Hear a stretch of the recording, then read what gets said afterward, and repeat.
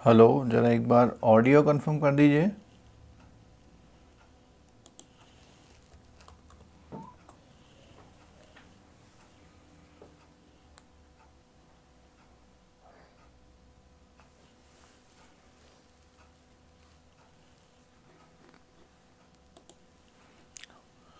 ज़रा एक बार audio confirm कर दीजिए प्लीज़।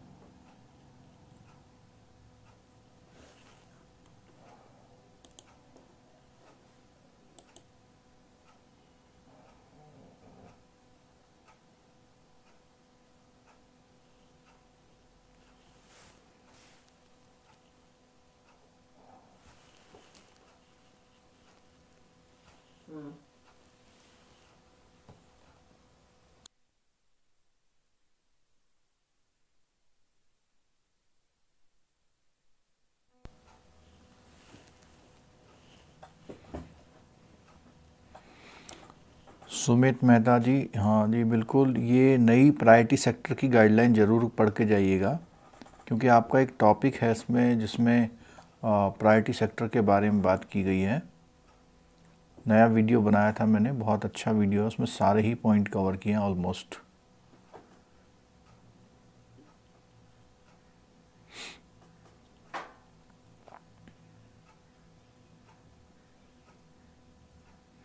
चलिए शुरू करें, एक बार लिख दीजिए यस तो हम शुरू कर देते हैं।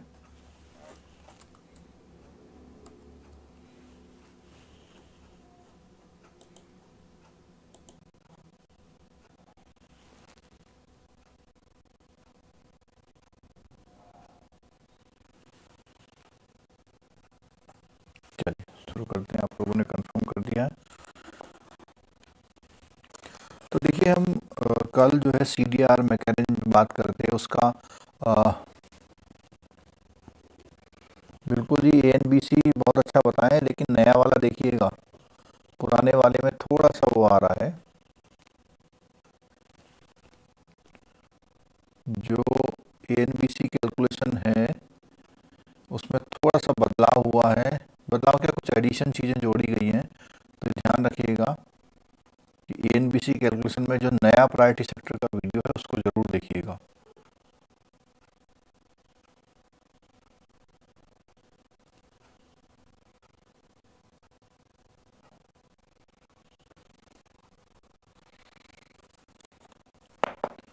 आवाज़,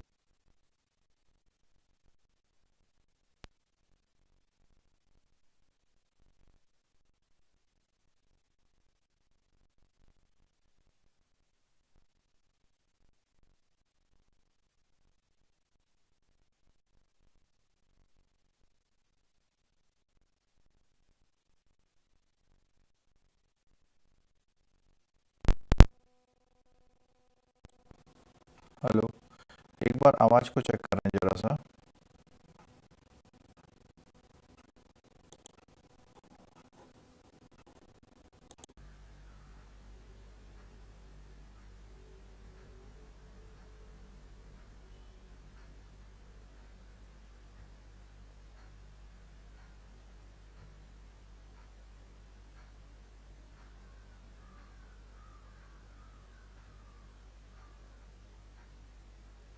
जरा एक बार आवाज़ कंफर्म करिए तो, अब आ रही है?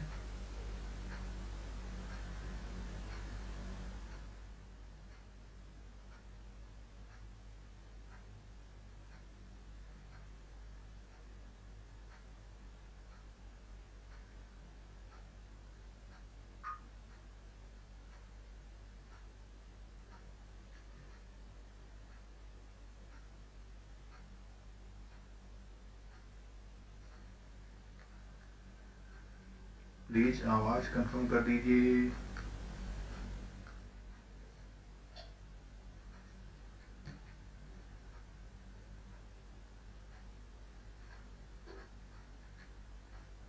चलो थोड़ा सा आपका 10 मिनट खराब कर दिए मैंने, क्या करें, टेक्नोलॉजी की वजह से सब गड़बड़ हो रहा है।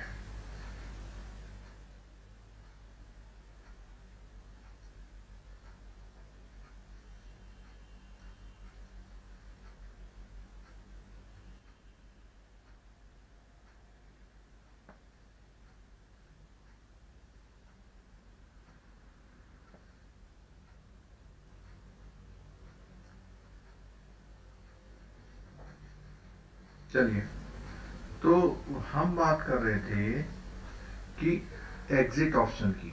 एग्जिट ऑप्शन जो हमारा लास्ट लेक्चर था उसमें एग्जिट ऑप्शन की बात करते, और उसमें ये बताया था कि कोई बैंक अगर चाहे तो उस कंसोर्टियम में या उस जॉइंट एक्सरसाइज से बाहर हो सकता है। हमने तो पहले बात करी कि कौन कौन से फोरम है या बॉडीज हैं जो आपके रिकंस्ट्रक्शन को अप्रूव करती हैं। उसके लिए क्या जरूरी है, जैसे बीएफआई या डीआरटी या सिविल कोर्ट का कोई केस नहीं होना चाहिए, यानी केस नहीं लगा होना चाहिए। फिर हमने बात करी कि वहां पर जो उसके डायरेक्टर वगैरह हैं वो बीएफआई वगैरह में कोई रिलेशन किसी पोस्ट वगैरह पे ना हो तो उनके नहीं कर सकते हम लोग, ठीक है। अब एग्जिट ऑप्शन में बोला आ क्रेडिटर आउटसाइड द मिनिमम 75% और 60%। क्या बोला, 75% तो है रुपीज में यानी अमाउंट में, और 60% है नवंबर में, ये ध्यान रखेगा, ठीक है।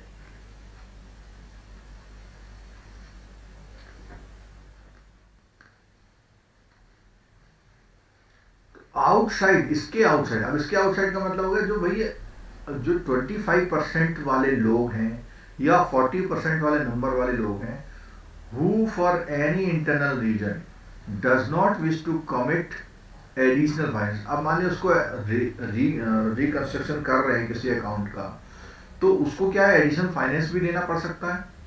Can either arrange for its share of additional finance to be provided by a new or existing creditor. तो वो क्या कहता है, जो उसके हिस्से का है वो किसी और से कहेगा भैया आप दे दो, यानी फाइनेंस दूसरा करेगा, वो केवल अरेंज करेगा।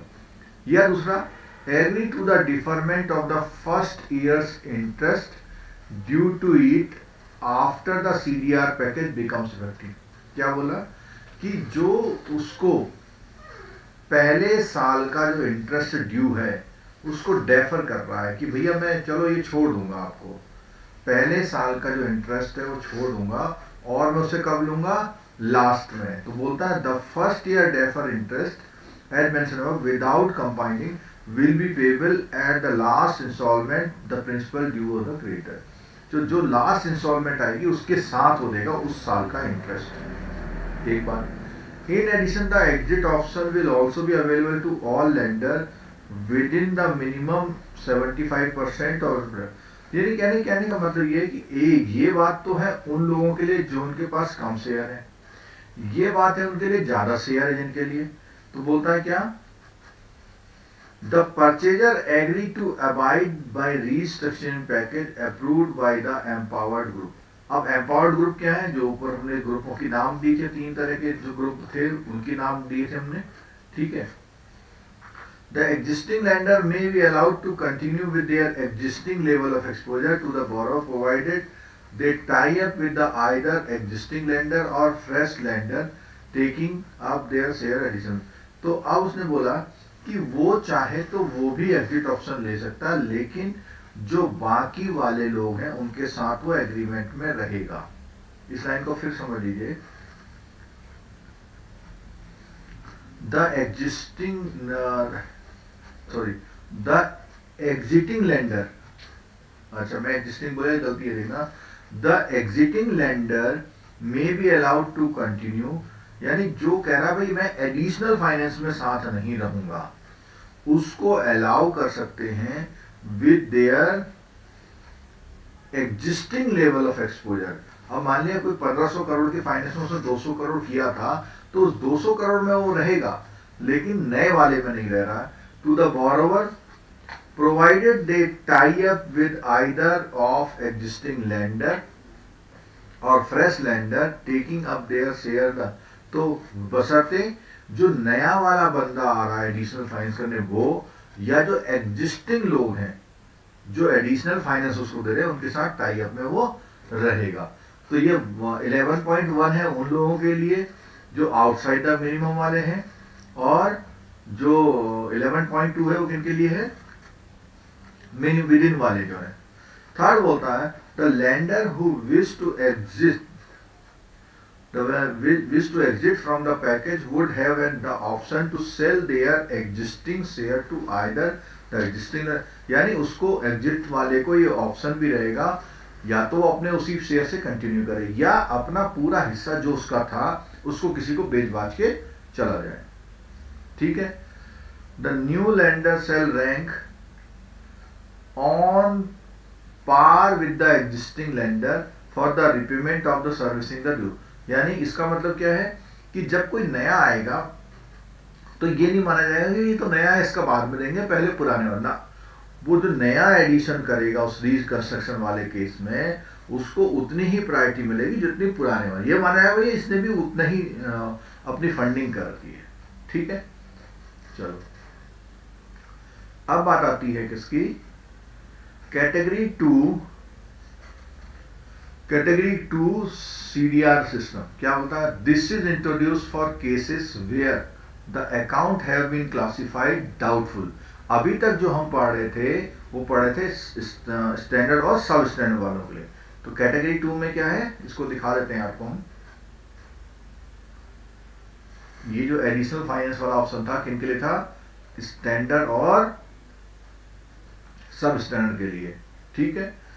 अब आते हैं हम लोग कैटेगरी 2 CDR सिस्टम। इसमें क्या है, this is introduce for the cases where the accounts have been classified as doubtful in the books of creditor and if a minimum 75% of creditor by value. ये बार बार लाइन आ रही है, question आ सकता है आपके एग्जाम में कि इसके लिए इन और आउट होने के लिए क्या करें। तो क्या है, 75% है हमारा वैल्यू में और 60% है हमारा नंबर में। satisfy themselves of the viability of the account and consent for such restructuring। तो क्या बोला इसने, उसने कहा कि जो ऐसे केसेस हैं जो डाउटफुल है और उसमें ऐसे लोग जो अपने आप इस क्राइटेरिया में आते हैं, ऊपर सेटिस्फाई करते हैं, the viability of the account and the consent for, उनको क्या देनी होगी, उनको अपनी कंसेंट देनी होगी कि हाँ हम तैयार हैं। However the existing loan will only be restructured and it would be up to the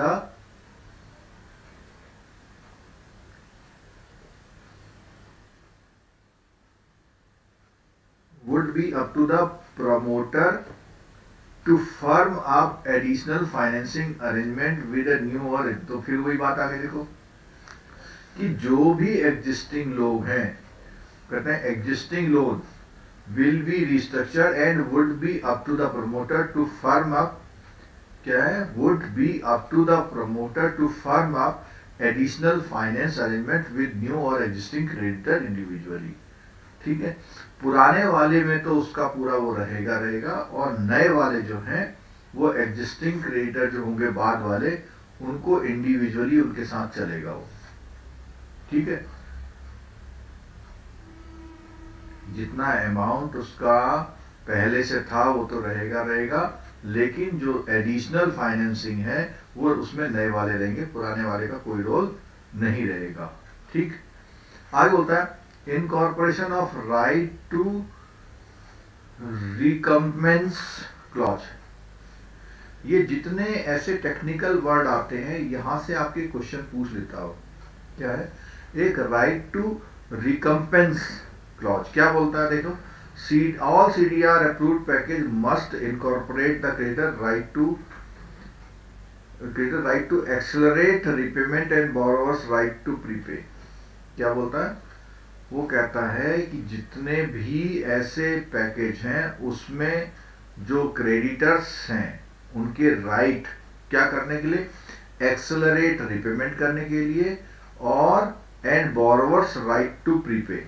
दोनों बातें आ रही है इसमें। क्या बातें आ रही हैं कि वो जो क्रेडिटर्स है वो किसी भी तरह जल्दी पेमेंट मांग सकते हैं, और जो बोरोवर है उसको प्रीपे करने का राइट रखते हैं।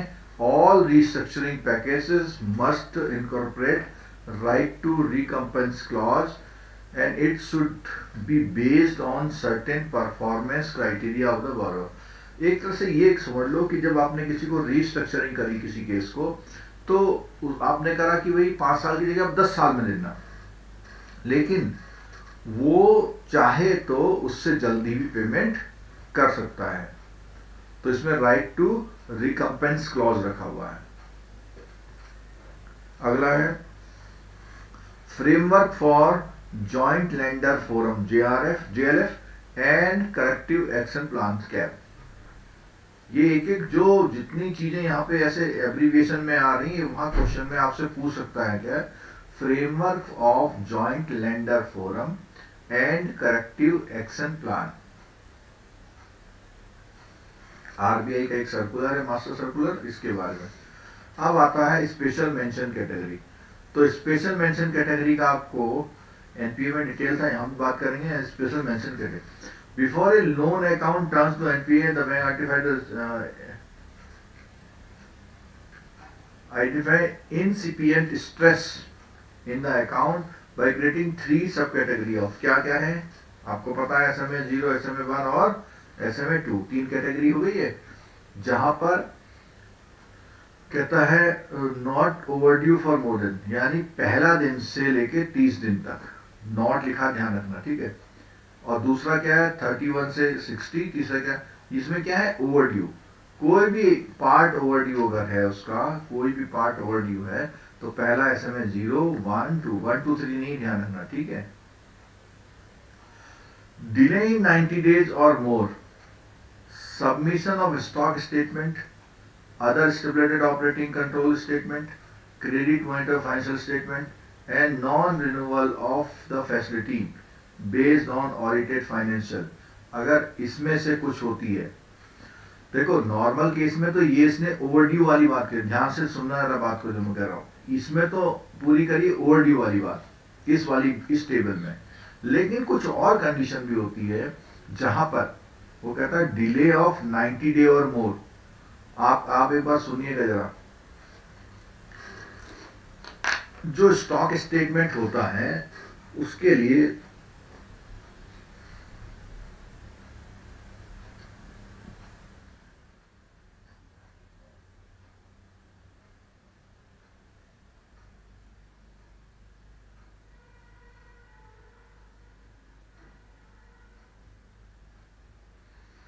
जी गुड मॉर्निंग सभी को जी।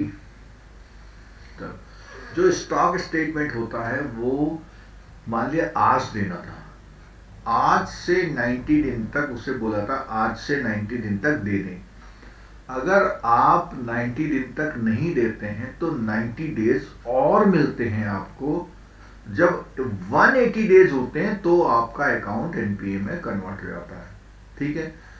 तो उसी तरह से जैसे नॉर्मल अकाउंट में 90 डेज देते हैं, ऐसे ही इस केस में भी 90 से 90 वाला जो है, देखो 90 दिन ये है और 90 दिन आगे मिलते हैं, समझ में आई बात। तो जो ये कह रहा है जो ये वाला पीरियड है, ये वाला पीरियड, इस पीरियड में उसे एसएमए कैटेगरी में लाया जा सकता है, जबकि लोन वाले के लिए ये शुरू वाले 90 डेज होते हैं। यानी फाइनेंशियल जो डिले होती है वो तो पहले दिन से लागू हो जाती है, जबकि जो स्टॉक स्टेटमेंट या जो टेक्निकल या जो फाइनेंशियल स्टेटमेंट या रिन्यूअल की बात आती है वो 90 दिन की डिले तक कोई दिक्कत नहीं है। उस 90 से 180 दिन की डिले इस कैटेगरी में आती है, ठीक है। चलो, actual sales operating profit falling short of projections accepted for loan sanctioned by 40% or more, ये वाली भी सुन लो। उसने कहा था मैं नेक्स्ट ईयर 5 करोड़ का प्रोजेक्शन दूंगा, अगर उसका 5 करोड़ यानी 40% यानी 2 करोड़, अगर उसका 3 करोड़ या उससे कम का टर्नओवर रहता है या और a single event of non cooperation prevention of क्या, कि भैया हमने बोला भैया अपना स्टॉक चेंज चेक कराओ, नहीं करा रहा, ऑडिट कराओ, नहीं करा रहा, ऐसा नहीं करा था तो, और reduction of drawing power by 20% और मोर आफ्टर स्टॉक ऑडिट। ऐसा कोई केस आ सकता है कि स्टॉक ऑडिट किया हमने तो पता लगा उसने 10 करोड़ बताया था और वहां निकला 6 करोड़, तो उसकी डीपी क्या हो जाएगी, 20% कम हो जाएगी।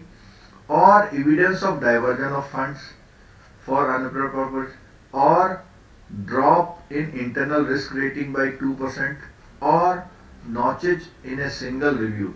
यानी इन सब चीजों में कोई भी अगर कमी आती है तो वो भी एसएमए कैटेगरी में आएंगे। ठीक है,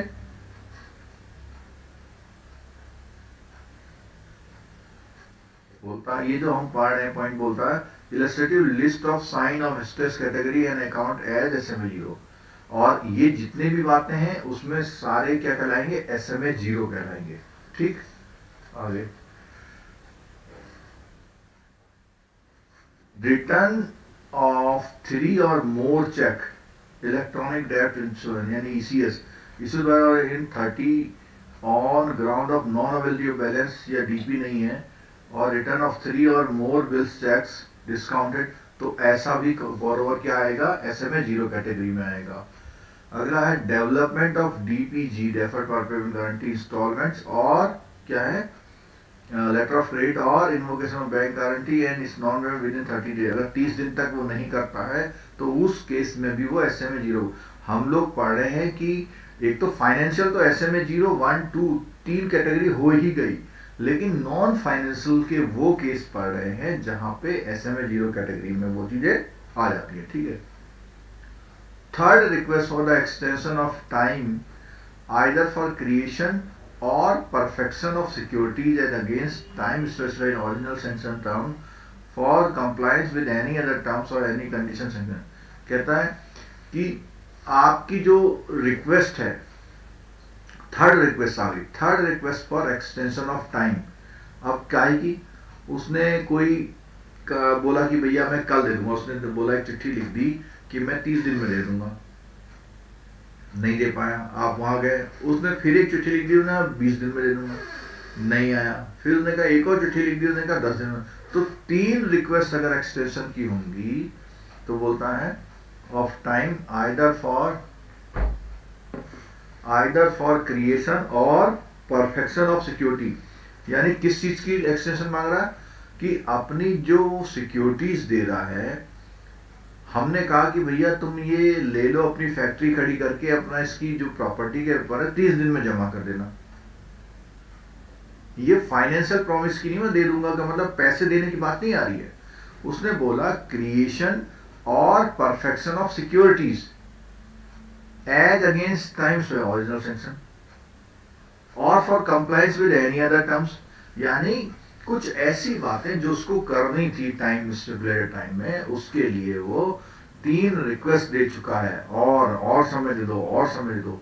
तो इसका मतलब एसएमए 0 में डाल दीजिए उसको।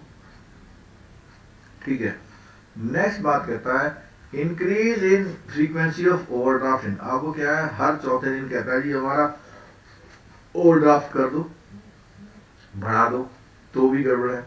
The borrower reporting stress in Vineyard। अच्छा, अब borrower के लिए भी आ गया। borrower खुद ही कहता साहब आजकल बड़ी दिक्कत चल रही है, चिट्ठी लिख दी उसने आपको। अगला है promoter pledging selling their shares in the borrower company due to financial crisis. क्या कहते हैं, जो प्रमोटर हैं उसके, वो अपनी सिक्योरिटी जो शेयर्स होते हैं वो प्लेज या सेल कर देते हैं, कहाँ, borrower की कंपनी में। जो भी कंपनी जिसने बोरोइंग कर रखी है, तो उस कंपनी में अपने जो शेयर है वो अपने शेयर्स को वो प्लेज कर देते हैं या सेल कर देते हैं कि भैया उनको फाइनेंशियल स्ट्रेस हो रहा है, उनको जरूरत है पैसों की, तो भी। तो जरा मुझे ये बताइए अभी हमने क्या बोला,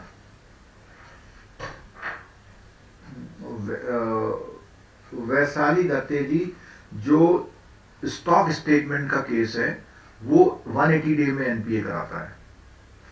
फाइनेंशियल जो होते हैं वो 90 डेज के ही हैं सारे, हर केस में।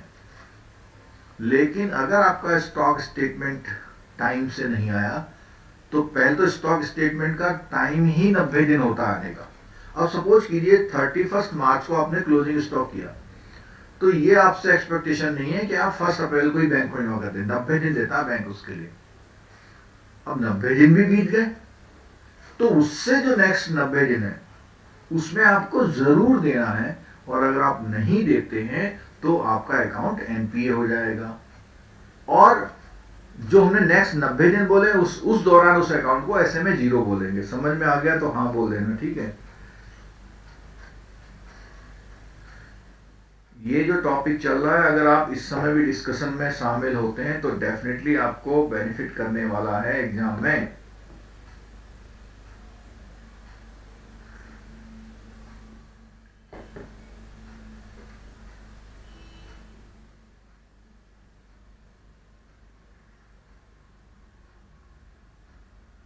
चलो वैसा ही समझ ली, ठीक है, गुड। तो अच्छा, हाँ मैं कहता ये हमने 8 पॉइंट क्या पढ़े जरा मुझे बता दी। चलो ये हमने 8 पॉइंट्स पढ़े, क्या पढ़े, क्या पढ़ रहे थे जरा बताइए। ये जो हमने 8 पॉइंट पढ़े क्या पढ़े, जरा एक दो बच्चे समझा दीजिए मेरे को।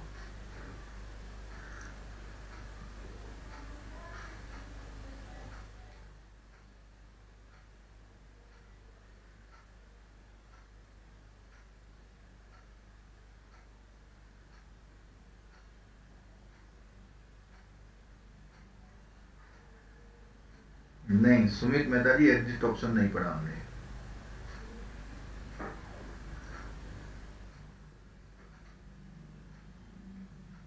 कैटेगरीज ऑफ एसएमए 0, थोड़ा सा सतीश जी ने थोड़ा सा जवाब दिया है भाई। हमने तो हाँ दीपक समझ के तब कोई अकाउंट एसएमए की तरफ बढ़ चला। चलो, और 75% value, symptoms of NPA, criteria of SMA. हाँ श्याम शर्मा जी का आवाज तो आवाज रिप्लाई थोड़ा सा वेरीफाई लेगा। गुड, ये आया सही आंसर। सागर शर्मा जी का बिल्कुल सही आंसर आया है कि एसएमए 0 तो हमने एनपीए लेक्चर में समझा दिया था। क्या समझा दिया था कि एसएमए 0 इन कंडीशंस में होता है, पहली जो टेबल दी हुई है। पर ये फाइनेंशियल, ये जो कंडीशन है वो ओवरड्यू वाली कंडीशन है। कौन सी कंडीशन है? ओवरड्यू। कौन सी कंडीशन है? ओवरड्यू। कौन सी कंडीशन है? ओवरड्यू वाली। और ओवरड्यू किस चीज का होता है? प्रिंसिपल और इंटरेस्ट का होता है, यानी फाइनेंशियल होता है। तो ये जो टेबल है, ये जो टेबल है वो किसकी है? ओवरड्यू वाली है। किसकी वाली है? ये ओवरड्यू फाइनेंशियल है।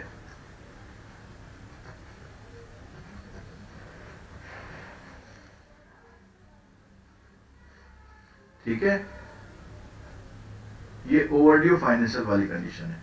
और जो नीचे वाली बोला है, देखो, illustrate list of signs of stress category और on an account as SMA 0।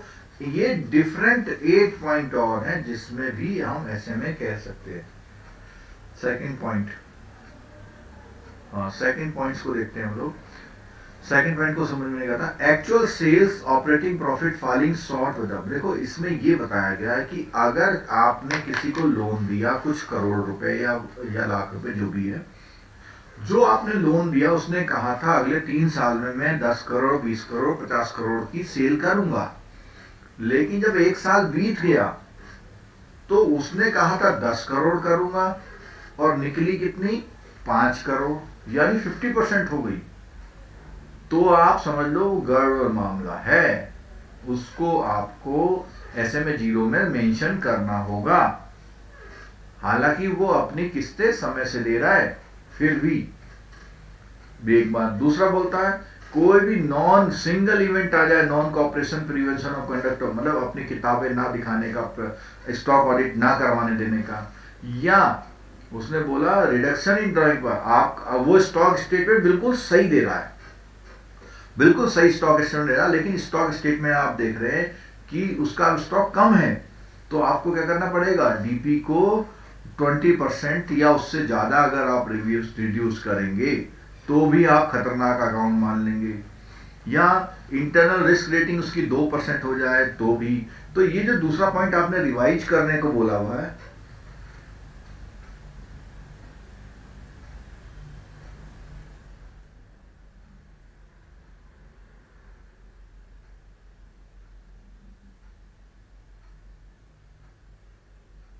हाँ स्टॉक स्टेटमेंट 180 डेज में होता है, ठीक है।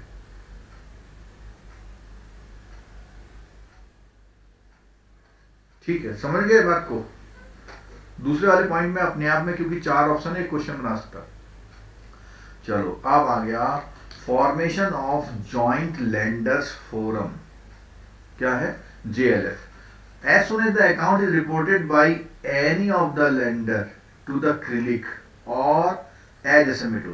क्रिलिक में अगर कोई अकाउंट SMA2 कैटेगरी, यानी SMA2 का मतलब नेक्स्ट क्या हो जाएगा उसके बाद बताइए।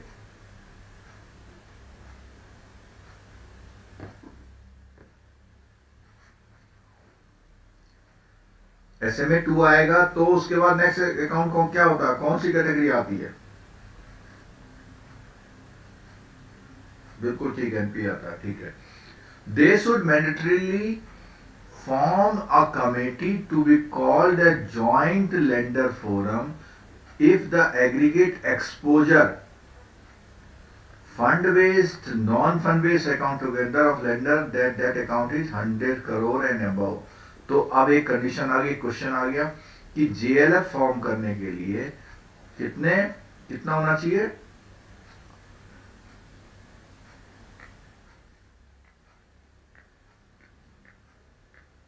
ये ठीक है, 100 करोड़ या उससे ज्यादा तो JLF फॉर्म करना पड़ेगा।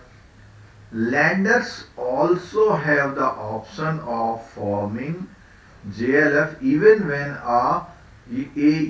AE का मतलब एग्रीगेट एक्सपोजर, AE का मतलब एग्रीगेट एक्सपोजर, ये in an account is less than इतना when the account is reported as SMA0 to SMA1। देखो वो कहता है दो बातें आई। पहली बात तो बोला as soon as the account reported in any lender they should mandatorily form a committee to call the fund, ठीक है। एक कंडीशन होता है कि SMA2 होते ही जहां पर भी 100 करोड़ या ऊपर से होगा तो बिल्कुल जल्दी से वो करना पड़ेगा। अब उसने बोला कोई ऐसा केस भी हो सकता है जो SMA01 पे हो या 100 करोड़ से क्या हो, कम हो।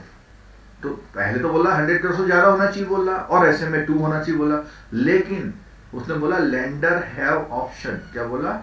लेंडर भाई जो जिसने कर्जा दे रखा है, लेंडर हैव ऑप्शन फॉर्मिंग इतना, कब? जब उसका एग्रीगेट एक्सपोजर इससे कम भी है और इस कैटेगरी में उसको ऑप्शन है, मतलब ऐसा नहीं कि नहीं, लेकिन SMA2 आते ही आपको तुरंत एक्टिवेट हो जाना है। While the existing consortium arrangement for consortium account will serve a JLF with the consortium leader as convener for accounts under multiple banking arrangement। अब बोला देखो, उसने बोला कंसोर्टियम लीडर जो होता है, कंसोर्टियम लीडर कौन होता है? जो उसमें सबसे बड़ा हिस्सेदार होता है, वो क्या करेगा? While the existing consortium arrangement for consortium account will serve a, यानी कि वो प्रेजेंट करेगा कि भैया हमें जो है क्या करना है, इसको JLF फॉर्म करनी है। फोरम का मतलब होता है एक तरह से जज या एक डिसीजन बॉडी बोलते हैं फोरम को, ठीक है। जैसे कंज्यूमर फोरम होता है ना। The lender with the highest AE will convene the JLF at the earliest and facilitate exchange of credit information of the account। और जो हाईएस्ट वाला है वो सबको क्या करेगा, इंफॉर्मेशन देगा, भैया इसमें ये गड़बड़ चल रही है।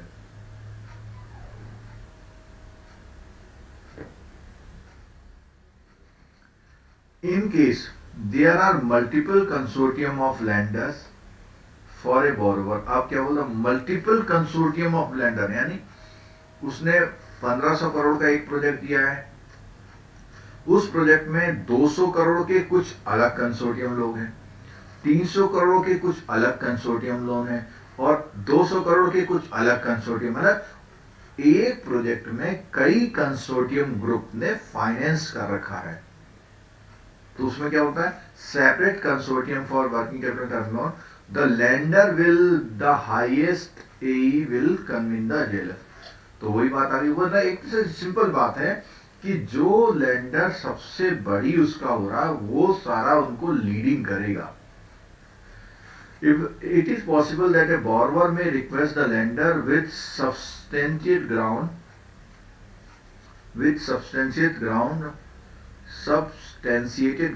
for formation of a JLF account of imminent stress.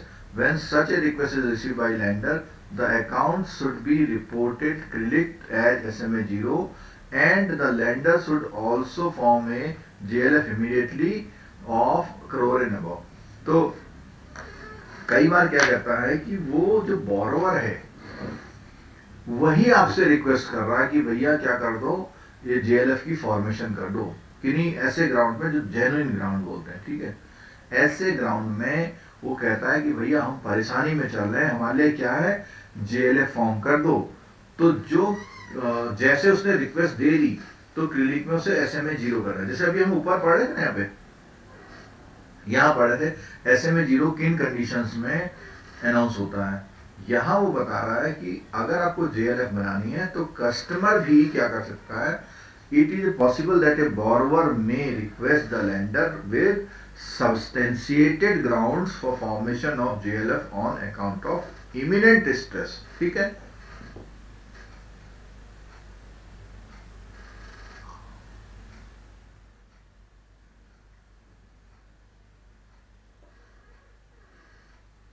चलो आगे देखते हैं नेक्स्ट पेज में क्या है। All the lenders should formulate and sign an agreement which may be called JLF agreement, incorporating the broad rules for functioning the JLF. The JLF should explore the possibility of the borrower setting right the irregularities, weakness in the account. यानी JLF form का मतलब क्या है, वो एक तरह की police नहीं है, वो कोशिश करेगी भैया किसी तरह से इस बंदे का भला हो जाए। तो अब देखो रिस्ट्रक्चरिंग में भी यही काम हो रहा था। तो जेएलएफ एक नया कॉन्सेप्ट आया, कब आया, 2014-16 में, जो हम भी देख रहे थे ना, ये देखो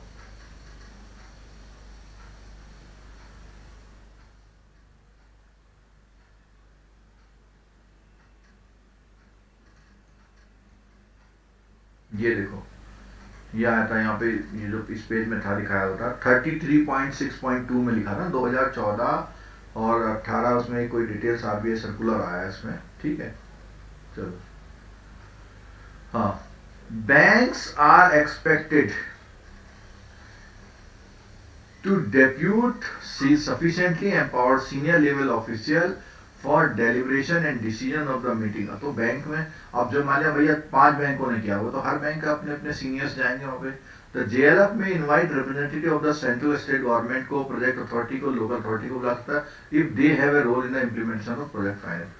अब मान लिया कोई टिहरी डैम प्रोजेक्ट है, भाखड़ा नागल डैम प्रोजेक्ट है, वो कोई एनपीए वगैरह हो रहा है, तो वहां पर वो गवर्नमेंट को बुला सकते हैं। ठीक है, while JLF formation and subsequent corrective actions will be mandatory in accounts having AE of 100 का। क्या बोला, वो बोला सारी जैसे ही 100 करोड़ अबव है तो उसमें तो मैंडेटरी बोल दिया।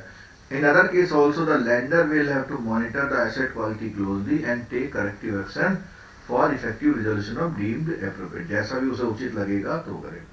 अब तीसरी बात आ गई, क्या है, joint lender forum empowered group, EG आ गया। ठीक है, तो जेएलएफ विल फाइनलाइज, ये आपको थोड़ा बोरिंग सा लग रहा होगा लेकिन मैं बता रहा हूं इसमें से क्वेश्चन आएंगे आपके, और ये आपके जेआईबी से ऊपर की बात है। जेआईबी में इस तरह की चर्चा नहीं होती, बहुत सिंपल चर्चा होती है।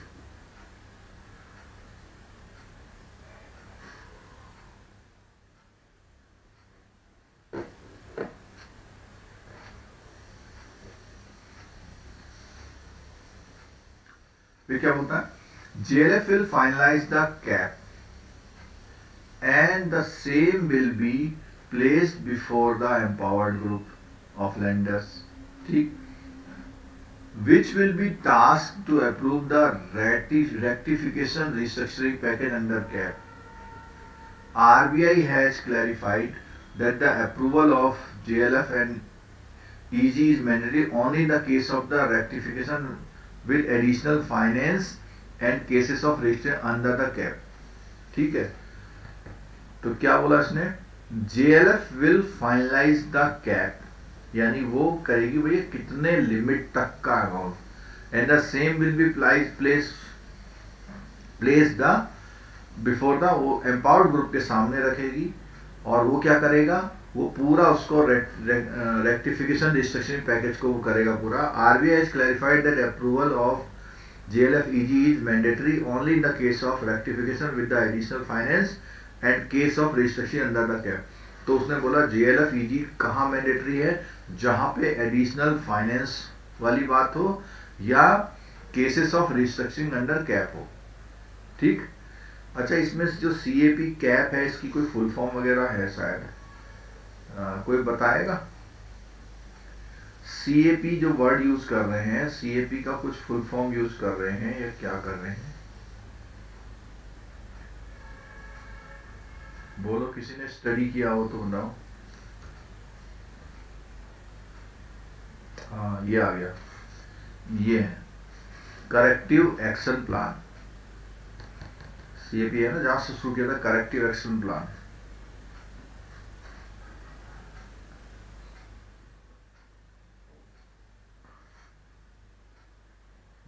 चलो गुड, कुछ लोगों को समझ में तो आ रहा, पेपर में देख के बड़ा अच्छा लगेगा. हाँ यार, ये जिक्र हुआ था, ये सर भी फंस गए थे, कैप पे अभी जल्दी थी. चलो जी, कोई बात नहीं. तो क्या है, JLF will finalise the CAP. Corrective action plan जो है ये जॉइंट लैंडर फोरम करेगा द सेम, और फिर किसको देगा, वो EG को देगा. ठीक है. which will be tasked to approve the, वो जो क्या करेगी, करेक्टिव एक्शन प्लान के अंतर्गत उस जो EG वाली जो ग्रुप है वो उसको पूरा करेगा. ठीक है. अब यहाँ होता JLB ये shall have the following composition. अब वो कौन कौन कैसे कैसे बनेगा, करेक्टिव एक्शन प्लान का के अंतर्गत जो है JLF EG कैसे बनेगा. द टॉप 2 बैंक, ये जो आपके ये 5 ऑप्शन देख रहे हैं, इससे क्वेश्चन आ सकता है कि JLF EG shall have the following composition. क्या होता है, top 2 banks in the system in terms of advances, namely क्या है, SBI SCI will continue to be the permanent member of इतना, irrespective of whether or not lender न part. तो समझे कि भैया SBI और ICICI को तो उठाना ही उठाना है. ठीक है. फिर क्या बोलता है, if SBI and ICICI bank are the lenders in JLF, ये पहले वाले में तो बोला लेंडर नहीं है, दूसरे में अगर वो है तो JLF EG would consist this 2 banks and 3 lenders other than, मतलब ये तो अगर फाइनेंस नहीं किए हुए तो होंगे ही होंगे. अगर इन्होंने फाइनेंस किया हुआ है तो क्या करेंगे कि जो इन बैंकों के अलावा 3 लोगों को और जाएगा. ठीक है. 3 लोग और बुलाए जाएंगे, having largest exposure of the borrower and the 2 largest banks in the terms of पे. तो बोला कितने, इस पॉइंट को दोबारा से मैं क्लियर कर रहा हूं. If SBI SCC are the lender in JLF EG would consist of these 2 bank, 2 तो ही होंगे, the 3 lender other than क्या, ICICI and SBI having largest exposure to the borrower and the 2 largest bank in terms of advance which do not have any exposure of the, यानी इनके अलावा. अब भाई ये तो खुद पार्टी आ गए इसमें, तो जब ये खुद पार्टी हो गई तो कह रहा है इस इनके नीचे वाले 2 बड़े बैंक, मान लिया PNB बैंक ऑफ बड़ौदा आ गया फिर, तो उनको लाना पड़ेगा इसमें.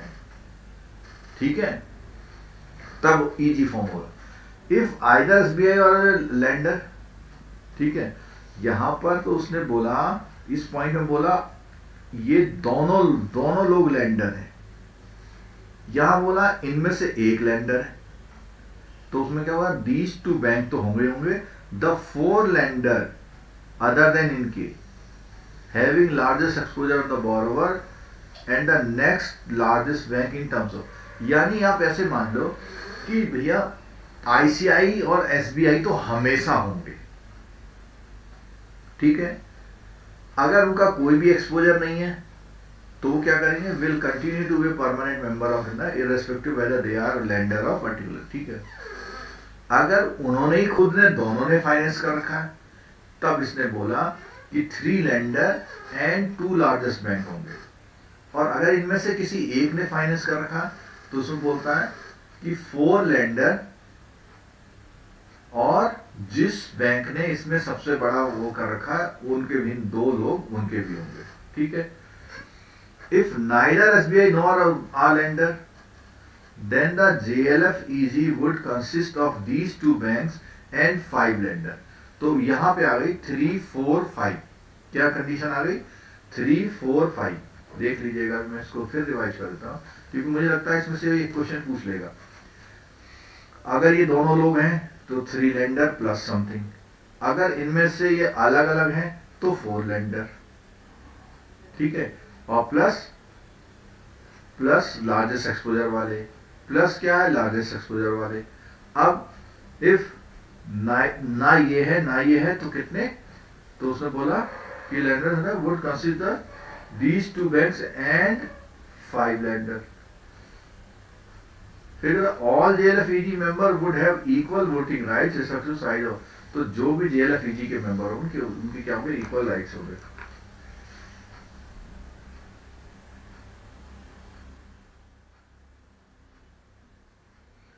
2 + 3 जिन्होंने लोन दिया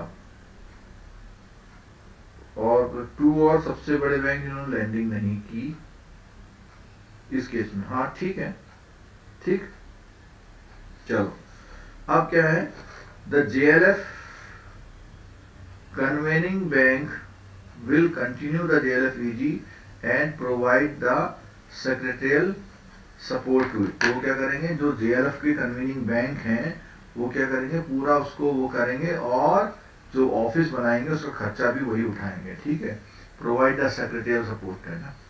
अब आया corrective action plan by JLF, corrective action plan by JLF. The JLF may explore various options to resolve the stress on the account. The intention is not to encourage the particular resolution option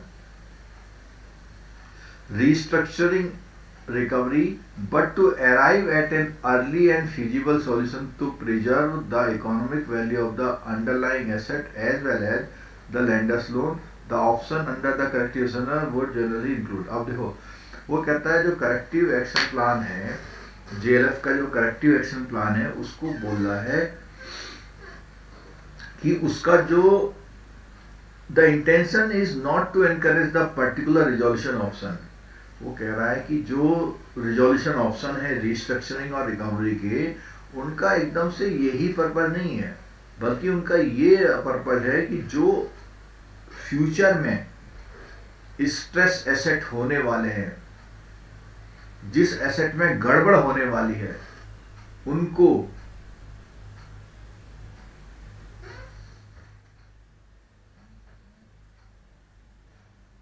but to arrive at an early and feasible solution to preserve the economic value। तो कहता है कि बहुत जल्दी उन अकाउंट्सों की पहचान कर लेना कि जहां गड़बड़ हो रही है वाली उसमें। हाँ, नमिता गुप्ता जी बिल्कुल ठीक कह रहे हैं आप कि एसबीआई एसएसएस तो हमेशा रहेंगे ही रहेंगे, ठीक है।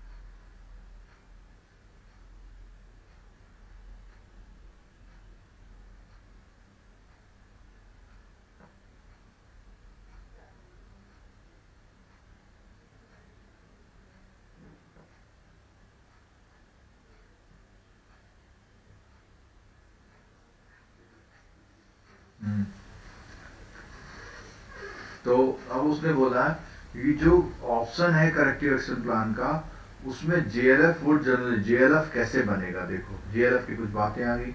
क्या आ रहा है, तो रेक्टिफिकेशन होना होगा तब, और जब रिस्ट्रक्चरिंग होनी होगी तो तब क्या होगा, कुछ पॉइंट्स इसमें बात कर रहे हैं।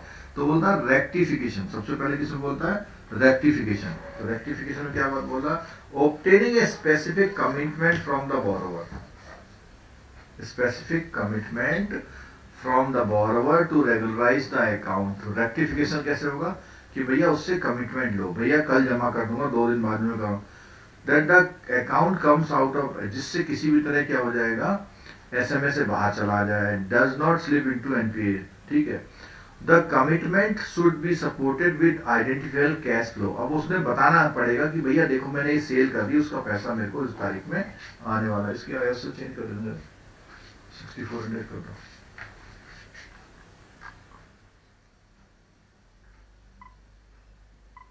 इन्फो गायब कर देना।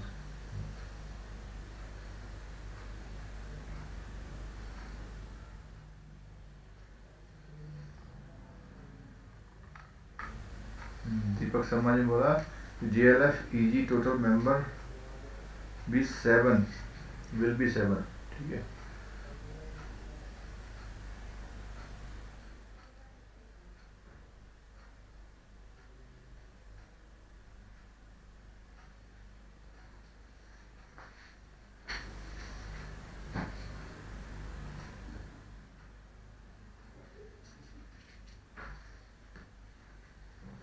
आज हमारा ये टॉपिक हो जाएगा, बड़ी खुशी की बात रहेगी, और ये वहाँ आने वाले एग्जाम में आपको बेनिफिट देगा बिल्कुल। ठीक है, तो 3-4 पेज और हैं, लेकिन कर देंगे हम इसको आज ना, अभी है हमारे पास इतना टाइम, इसको हम निपटा देंगे। आप लोग अगर ऑफिस जाना हो तो तैयार होते रहे, सुनते रहे बातों को। ठीक है,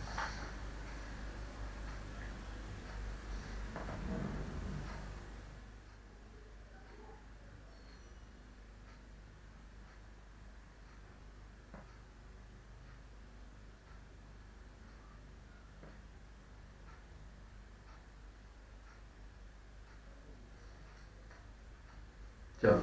तो रेक्टिफिकेशन में है भैया, उससे कमिटमेंट ले लेंगे, उसको क्या देगा, आइडेंटिफाइबल कैश फ्लो दिखाना पड़ेगा, देखो मेरी यहाँ से पैसा आने वाला within the required time period and without involving any loss और sacrifice on the part of the existing. और उसको कोई भी लॉस नहीं होना चाहिए, किसको, लेंडर को, बैंक को कोई लॉस नहीं। If the existing promoter are not in a position to bring the additional money और take any major to regularise the account, the possibility of getting some other equity strategy to investor the company. यानी वो कहता है, अगर वो कहता है भैया जो एग्जिस्टिंग प्रोमोटर है वो कहता है मेरे बस की बात नहीं, तो आप एडिशनल कहीं से लाएं प्रोमोटर, कोशिश होनी चाहिए। May be explored bye the JLF in the consultation with the borrower. These measures are intended to turn around the entity company without any change in terms of the condition of the loan। और इसमें ध्यान रखना है कि जब ये कोई भी आप ऐसी चीज करेंगे तो कोई भी कंडीशन टर्म की लोन की चेंज नहीं होगी। The JLF may also consider the providing the need-based additional finance to the borrower if considered necessary as a part of the rectification process. However, it should be strictly ensured that additional financing is not provided with a view to the evergreening account। अब evergreening account का बहुत simple example दूं, आपके branch में किसी का एक account खराब होने वाला होता है, आप क्या करते हैं, उसे एक और लोन दे देते हैं, कह रहे ऐसा कर उसमें डाल दे तो तेरी जो है इरेगुलरिटी ठीक हो जाएगी। तो इसी को बोलते हैं एवरग्रीनिंग ऑफ द अकाउंट। ठीक है, रीस्ट्रक्चरिंग क्या है, रीस्ट्रक्चरिंग की बात आ रही है तो इसमें ये जेएलएफ के फंक्शंस आ रहे हैं, देखो जेएलएफ के काम आ रहे हैं, यहाँ देख लो। उसने बोला these the options under the corrective bye the JLF would generally, उसके पास ये ऑप्शन रहते हैं, ये बता रहा है। तो रेक्टिफिकेशन के बाद रिस्ट्रक्चरिंग पे आ जाओ। Consider the possibility of restructuring the account if it is a prima facie viable, the borrower is not wilful defaulter, there is no diversion of fund. अगर वो पहले भी बोलता है कि भैया रिस्ट्रक्चर, जब इस टॉपिक का पार्ट 1 किया था हमने, तो उसमें बोला था कि रिस्ट्रक्चरिंग के लिए ये कंडीशंस होती हैं। At this as commitment from promoter for extending their personal guarantee along with their net worth statement supported by copies of legal। तो वहाँ वो कह रहा है कि जब भी ऐसी कोई कंडीशन आएगी रिस्ट्रिक्शन में, तो क्या बोला उसने, जो जो आपके प्रमोटर है उनका कमिटमेंट लेना है आपको, ठीक है, और उनकी पर्सनल गारंटी ले लेनी है उसमें, with their net worth statement supported by the copy of legal titles to asset may be obtained along with the declaration। तो ये भी डिक्लेरेशन भी लेना, उनके पास जो भी प्रॉपर्टी है उनके लीगल टाइटल की कॉपी भी लेनी है। Any transaction that would alienate assets without the permission of JLF, तो ऐसी कोई भी चीज, ऐसे कोई भी ट्रांजेक्शन जो क्या है विदाउट परमिशन ऑफ जेएलएफ जो है वो कुछ भी नहीं करेगा। Any deviation from the commitment by the borrowers affecting the security recovery, तो कोई भी वो अपनी प्रॉपर्टी सिक्योरिटी को कहीं बेचेगा वगैरह नहीं, ठीक है, और be treated as a valid factor of initiating recovery। For this action to be sustainable, the lender JLF may sign the inter-creditor agreement (ICA) and also require the borrower to sign the debtor-creditor agreement, which would provide the legal basis of the। तो वो कह रहा है कि ऐसी condition में कि ये इसका जो है सस्टेन रहे, जो हम रिस्ट्रक्चरिंग कर रहे हैं, ऐसा ना हो कि अभी 3 महीने के लिए ठीक हो जाए फिर खराब हो जाए। तो उसके लिए बोला है जो जेएलएफ है वो इंटर क्रेडिटर एग्रीमेंट साइन करेगा, और क्या करेगा, बोरोवर को भी साइन करने को बोलेगा, borrower to sign the debtor creditor agreement, ठीक है, जो जिससे रिस्ट्रक्चरिंग प्रोसेस को क्या होगा, लीगल बेस मिल जाएगा। लीगल बेस मिलेगा किसको, रिस्ट्रक्चरिंग को। चलो अब तीसरी बात है रिकवरी। भैया रेक्टिफिकेशन कर लो, रिस्ट्रक्चरिंग कर लो, नहीं तो भैया क्या कराओ, रिकवरी कराओ। 3 ऑप्शन हो गए। Once the first 2 options A and B are seen not feasible due to recovery process may be resorted to, the JLF may decide the best recovery process followed among the various। तो चाहे surface ही लगाए चाहे कुछ लगाए, वो उसकी मन की बात है, ठीक है। अब क्या बोलता है, the decision agreed upon by minimum 75% of the creditors और वैल्यू। अब देखो यहाँ पर ये जो लिमिट है जेएलएफ के लिए वो क्या है, वो 75% तो ठीक है वैल्यू में, लेकिन जो नंबर्स में है वो 50% है, वहां 60% में थी, ठीक है। Would consider as the basis of proceeding with the restructuring of the, तो रिस्ट्रक्चरिंग करने के लिए ऐसे केसेस में क्या है कि 75% और 50% चाहिए, ठीक है।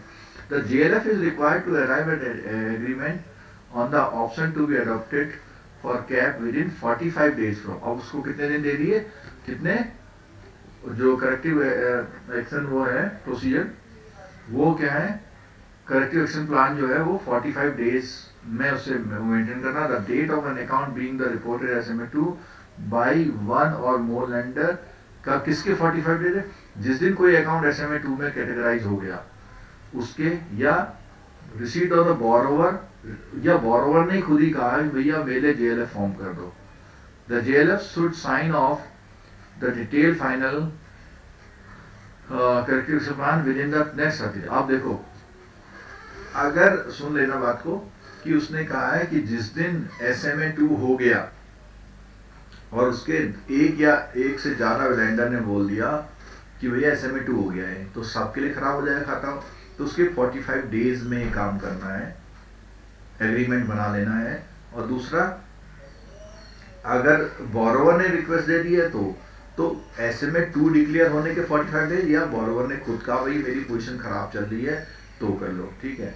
अब क्या, JLF should sign off the detailed final CAP within the next 30 days from the date of arriving asset, और जिस दिन ये हो जाए उसके नेक्स्ट 30 डेज में क्या है, जेएलएफ को एक एग्रीमेंट पूरा वो कर लेना है, सबके साइन वगैरह करा लेना है, ठीक है।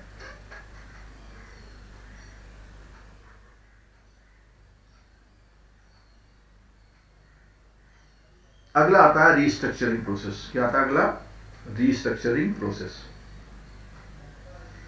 रीस्ट्रक्चरिंग में क्या था, if the JLF decide restructuring of the account as corrective action plan, it will have the option to either referring the account to CDR cell, corporate debt restructuring cell को देगा, after a decision to restructure is taken under para 3 as indicated about, वो ऊपर जो उन्होंने बताया था कि उसी के अकॉर्डिंग पैरा 3.1 ये करेक्टिव एक्शन प्लान।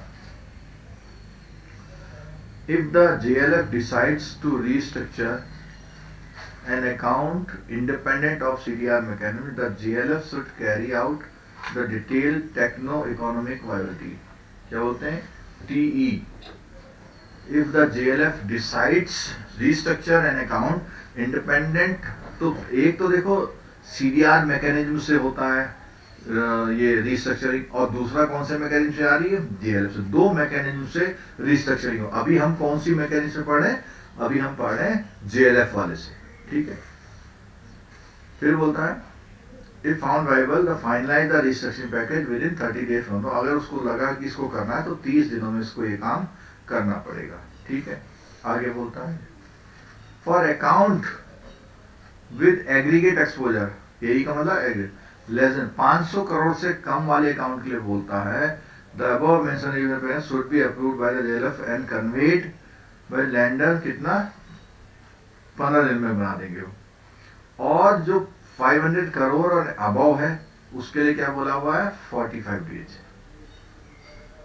तो बोलता है 500 करोड़ से ऊपर वाले का the above mention TV technical economic viability study and the restructuring package will have to be subjected to an evaluation by the independent evaluation committee. एक आईवीसी है, आईईसी है, जो इंडिपेंडेंट इवैल्यूएशन कमिटी है। ये जो हम ये टॉपिक पढ़ रहे हैं ना, ये टॉपिक जो है जो बहुत बड़े बड़े लोग जो क्रेडिट करते हैं ना, बहुत बड़े बड़े जो आपके कॉर्पोरेट लेवल पे समझ लीजिए जो क्रेडिट सेल्स होते हैं, ये उनकी एक्सरसाइजेस हैं, ठीक है। आपकी ब्रांच में इस तरह के वर्ड्स जो है नहीं सुने जाते होंगे, ना ही यूज होते हैं, ठीक है। तो बोलता है क्या? Of experts fulfilling certain eligibility condition, IEC will look into the viability of the project after ensuring that the terms of restructuring are fair lender. To IEC will be required to उसको क्या है? Period of 45 days. Thereafter considering the JLF decide to go ahead the restructuring package would be approved by all lenders and communicated to the borrower within next 50 days. तो समझ में आई? तो ये कह रहे हैं कि 500 करोड़ के ऊपर वाले केसेस में सब कुछ देखने के बाद जो एक इंडिपेंडेंट इवैल्यूएशन कमेटी होती है वो क्या करेगी? सारी चीजें चेक करेगी, क्या इसकी रिस्ट्रक्चरिंग करी जाए या ना करी जाए, और वो इस काम को कितने दिनों में करेगी? With in a period. और ये जो ऐसे केसेस हैं इनकी रिकमेंडेशन दे देगी किसको? JLF को। कितने दिनों में? 45 डेज। और JLF क्या करेगा? उसके 15 दिन बाद इस काम को इम्प्लीमेंट करा देगा। Restructuring case will be taken by the JLF not only in the respect of the asset reported as standard SMA, और क्या बोला इसने? जो JLF जो केसेस लेगी of assets reported as standard SMA और substandard by one or more, समझ में बात? तो रिस्ट्रिक्शन केसेस जो भी होंगे JLF कौन से लेगी? ओनली कौन से केसेस लेगी? ओनली कौन से केसेस लेगी? Only in respect of the asset जहां पे वो इस कैटेगरी वाले हैं। While generally no account classified as doubtful should be considered by JLF, तो डाउटफुल वालों को नहीं लेगी। A JLF may decide on restructuring on account of classified as doubtful in the book one or more lenders similar to the restructuring SMA2 or substandard asset in the books have been assessed viable to the TED। तो इस वाले point में क्या बता रहा? वो ये कह रहा है कि भैया अगर कोई अकाउंट ऐसा है जो डाउटफुल की तरह हो गया एक से ज्यादा में, या similar to restructuring of SMA2, पहली बात तो बोला वो केवल JLF कौन से लेगी? स्टैंडर्ड SMA और सब स्टैंडर्ड लेगी, ठीक है। दूसरे में बोला हुआ no account classified doubtful should be consider, तो वो कहता है डाउटफुल वाले को बिल्कुल भी कंसीडर नहीं करेगी। अब a JLF may decide on restructuring on account of classified doubtful in the book of one और more similar to the restructuring of subsidiary if the account has been assessed viable under the. तो ये क्या बोला? इसको मैं revise करवा देता हूँ। पहली बात तो बोला भैया केवल इन अकाउंटों को लेगी, और डाउटफुल को नहीं लेगी। दूसरी बात बोला है कि डाउटफुल वाले को भी ले सकती है if account has been assessed by the technical economically viable by the JLF इजी ग्रुप जो है, एक्सपर्ट ग्रुप जो है, वो इसको क्या करेगा, अप्रूव कर देगा तो ले लेगी। क्या किया हुआ 4.2 4.4 का मतलब सब स्टैंडर्ड एसएमए को लेगी, डाउटफुल को नहीं लेगी। डाउटफुल अगर लेना है तो उसे ये कंडीशन होने के बाद ही लेना है। फिर बोलता है wilful defaulter will normally not be eligible for delivery. तो विलफुल वालों को तो हर बार रिकंस्ट्रक्शन पे हमेशा मना किया भाई, जो जानबूझ के पैसेंजर उसको कुछ नहीं करते, नहीं करनी है। However the JLF may revive the reason for classification borrower as wilful defaulter. पर जेएलएफ को कहा है फिर भी देख लो भाई क्यों ये ऐसा कर रहा है, देख लो। Is an position to rectify the wilful default.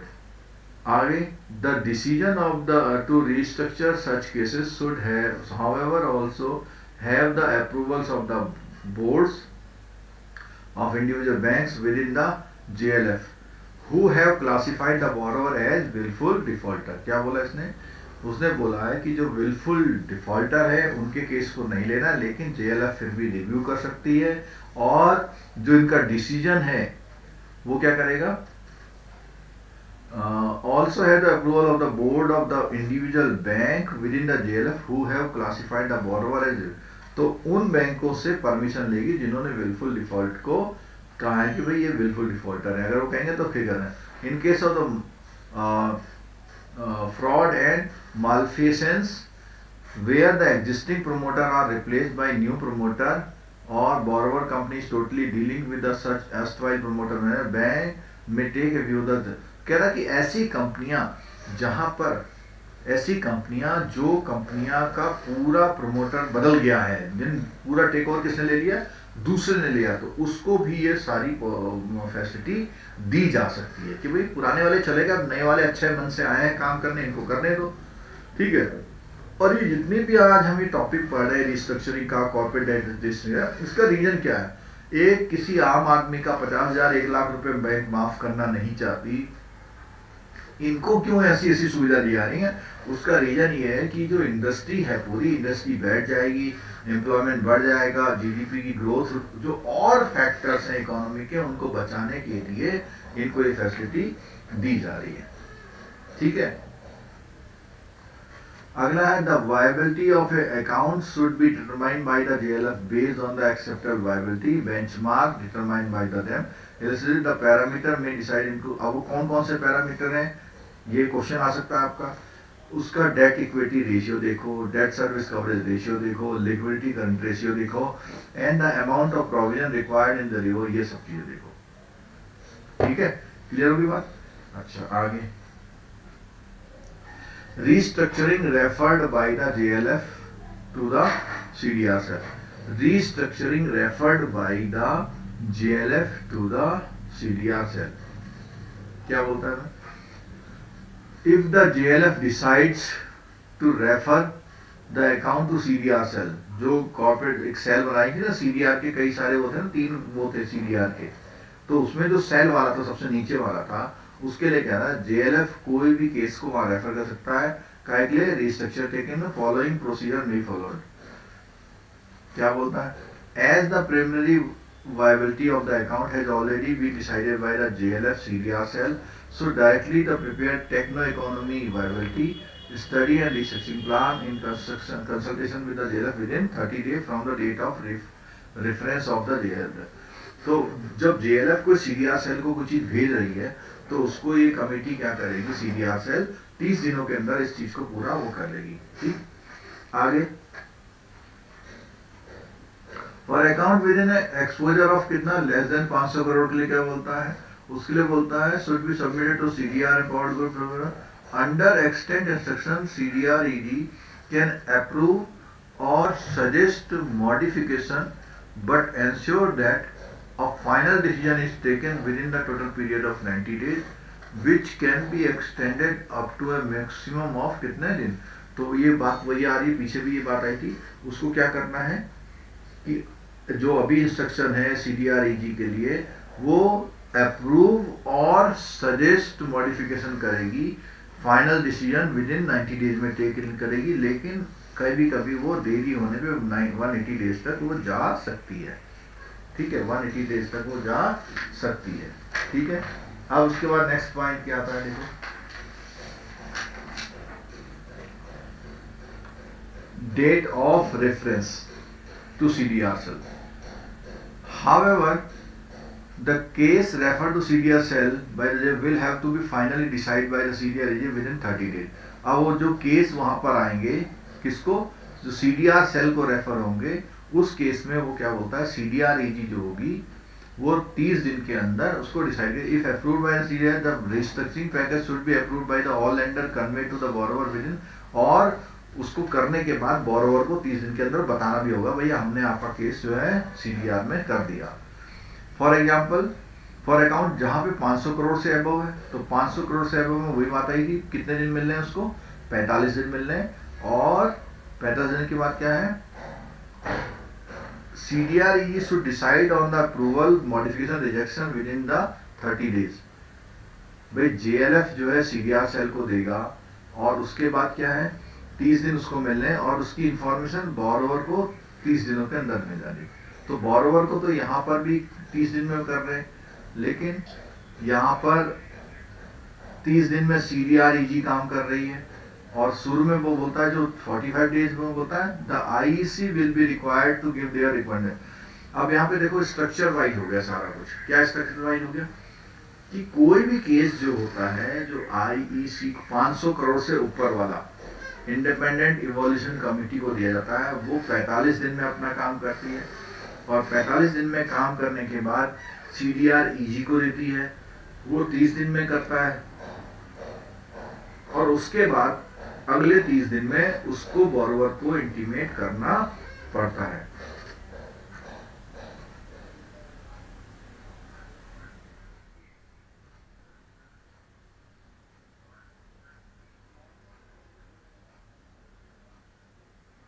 ठीक है, तो ये जो वो दिख रहा है आपको, देखो यहाँ पर भी 45 दिन है, यहाँ पर भी 30 दिन है, और यहाँ पर भी 30 दिन है, 45, 30, 30। और इस केस में क्या है, देखो इस वाले में टाइम बहुत दे रखा, देखो इस वाले में 90 दिन का टाइम दे रखा, क्योंकि छोटा केस है। 500 करोड़ के से कम वाले केस में 90 दिन में कह रहा है करना है, और इस केस में बोल रहा है वो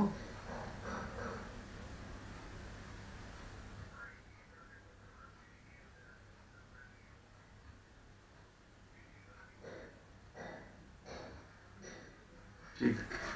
other issues conditions relating to the restructuring by the, कुछ और पॉइंट्स भी इसमें बोल रहा है। देखो आपको बहुत सारी चीजें रखनी सी नहीं है, बहुत थोड़ा दिमाग में रख लो, वहां क्वेश्चन जरूर आपको कंफर्ट जोन में रखेगा, क्वेश्चन आपको कंफर्ट जोन में रखेगा, थोड़ा सा आप डिस्कस कर पाएंगे, प्रोसेस कर पाएंगे, 5 में से आंसर करेंगे, 3 भी सही हो जाएंगे तो बहुत बड़ी बात हो जाएगी। तो अदर इशू क्या है, both under JLF CDR mechanism, 2 mechanism है ना, JLF के मैकेनिज्म और CDR मैकेनिज्म, 2 मैकेनिज्म है। The restructuring package should also be stipulate the timeline during which certain viability milestone, improvement of certain financial ratios after a period of time say 6 month होना। तो यह क्या करता है कि जो आपने अगर कर दिया रिस्ट्रक्चर, तो उसमें आपको 6 महीने 1 साल में फिर देखना है कि वो अचीव हुए या नहीं हुए। The JLF must periodically review the account of the achievement, non-achievement milestones, should consider initiating suitable measure including the recovery measure and, तो अगर उसे लगता है नहीं भाई ये काम अभी भी सुधार नहीं पा रहा, तो उसके लिए रिकवरी के measures चलाने हैं, with a view to ensuring more stake the promoters in reviving stress account and provide bank with enhanced capabilities to initiate change of ownership in account which fails to achieve कुछ और है। अच्छा एक चीज यहाँ पे नया आ गया, देखो यहाँ पे उन्होंने कहा है the banks may at their decision then strategic debt restructuring। क्या बोला इसने कि कई केसेस में बैंक भी जो ये है, ये वाला point, with a view to ensuring more stake of promoters in reviving stressed account, provide bank within the enhanced capability, उसको बोला वो बैंक खुद भी कर सकता है, उसका नाम है strategic debt restructuring by converting loans due to equity share. तो स्ट्रक्चरिंग डेट रिस्ट्रक्चरिंग का मतलब क्या हुआ कि भैया आप क्या करो कि जो उसको लोन दिया हुआ है उसको शेयर में बदल दो, यानी हिस्सा बना दो उसका। कैसे? मैंने बैंक ने किसी कंपनी को लोन दिया 50 करोड़ का, वो लोन नहीं दे रहा, तो वो कंपनी 50 करोड़ को बैंक का शेयर मान लेगी भैया कि बैंक ने 50 करोड़ अपने शेयर ले लिए यहाँ से हमसे, उतना हिस्सेदारी बना लेगी वो। जब कंपनी कंसोलिडेट होगी या बिकेगी तो बैंक को पैसा रिकवर हो सकता है। ठीक है,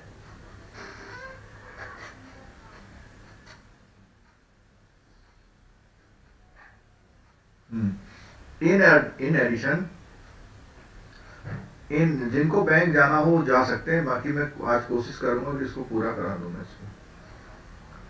In addition to conversion of debt equity ratio under SDR, banks may also convert their debt equity at the time of restructuring of credit facility under the extent restructuring guideline. In case of the failure of rectification or restructuring cap, as decided by JLF will be have an option to initiate study. तो वो क्या कहता है कि भैया अगर आपका कोई भी काम फलीभूत नहीं हो पा रहा है, रिस्ट्रक्चरिंग नहीं हो पा रही है, तो आप एसडीआर वाला मैकेनिज्म ले लेंगे। ठीक है, to effect change of management of, और जब बैंक की उसमें पावर, बैंक के शेयर ज्यादा हो जाएंगे तो क्या करेगी बैंक, उसमें उस कंपनी में अपना मैनेजमेंट चेंज कर सकती है। SDR frame will also be available for ARC. ARC वाला जो था ना, सरफेसी लगाने के बाद जो होता है, which is a member of the JLF undertaking the SDR bond. ठीक है, तो ये भी कर सकते हैं। और क्या है अगला मेजर, क्या उसके पास, the general principle of the license should be that the shareholder bear the first loss rather than the debt head। समझ में आई बात कि जो लॉस होता है रिस्ट्रक्चरिंग का जो मामला है उसमें कहते हैं जो लॉस होता है, पहला लॉस किसका होता है, शेयर होल्डर का होता है, और जो डेट होल्डर है उसका दूसरे नंबर पे लॉस माना जाता है। तो with the principle in the view also ensure the skin in the game of promoters may consider the following option। क्या है, more skin in the game, यानी क्या है उसकी जो है उसकी ज्यादा जले, यानी कोई नुकसान हो तो उसके शरीर को ज्यादा नुकसान हो। किसके शरीर को, प्रोमोटर के शरीर को ज्यादा नुकसान हो। ठीक, possibility of transferring equity into the company by promoter to the lender to compensate from। अब उसमें क्या बोलता है, उसने बोलता है कि कुछ और ऑप्शन बोलता है, जब लोन रिस्ट्रक्चर होता है तो उसमें क्या है, possibility of transfer equity of the company by the promoter to the lender, यानी कि जो प्रमोटर है कंपनी का उसका मालिकाना हक ट्रांसफर हो रहा है किसके पास, लेंडर के पास। ठीक है, promoters infusing more equity into their company, promoter जो है उस कंपनी में ज्यादा इक्विटी इन्फ्यूज करता है। Transfer of promoters holding the security trustee or an escrow arrangement till turnaround of the company. This will enable a change in the management control should be lenders favor it. आगे, it has been observed that in many cases the restructuring of accounts borrower companies are not able to come out of stress due to operational managerial inefficiencies despite the sacrifice made by the one. तो यह कहता है कई बार क्या होता है जो restructured account होते हैं वो बोरोवर कंपनी क्या होती है, स्ट्रेस से बाहर नहीं आ पाती। किस लिए नहीं बाहर आ पाती, उनके ऑपरेशनल मैनेजर इनएफिशिएंसीज के कारण वो बाहर नहीं आ पाती। In such cases the change of ownership will prefer to, जब देख रहे हैं भैया ये नकारा, इनसे कोई काम हो ही नहीं रहा है, तो उस कंडीशन में क्या करना पड़ता है, चेंज ऑफ ओनरशिप वाला ऑप्शन ठीक है भैया, अब हम चलाएंगे इस कंपनी को, अब इस कंपनी को हम चलाएंगे। ठीक है, फिर बोलता है नोट, एक पॉइंट दिया हुआ इसमें, उसने कहा है कि जो एसडीआर इंट्रोड्यूस किया हुआ है, स्ट्रेटेजिक डेट रिस्ट्रक्चरिंग जो इंट्रोड्यूस की हुई है, वो काहे के लिए, मोर स्टेक लेने के लिए कहा, किनको, प्रोमोटर्स मोर स्टेक ले लें, and providing banks with enhance capability to initiate change of ownership with where necessary in account which fail to achieve the agreed critical condition and viability milestone. ठीक, therefore banks should consider using SDR only in the case where the change in ownership is likely to improve the economic value। तो उसमें क्या है, जो bank है वो SDR वाला जो जब भी यूज करेगा वो तभी देखेगा जब ओनरशिप से उसको क्या है, उसकी इकोनॉमिक वैल्यू ऑफ लोन की अच्छी वो होने की हो, और प्रॉस्पेक्ट्स और रिकवरी के ज़्यादा चांसेस हो जाए। ठीक है।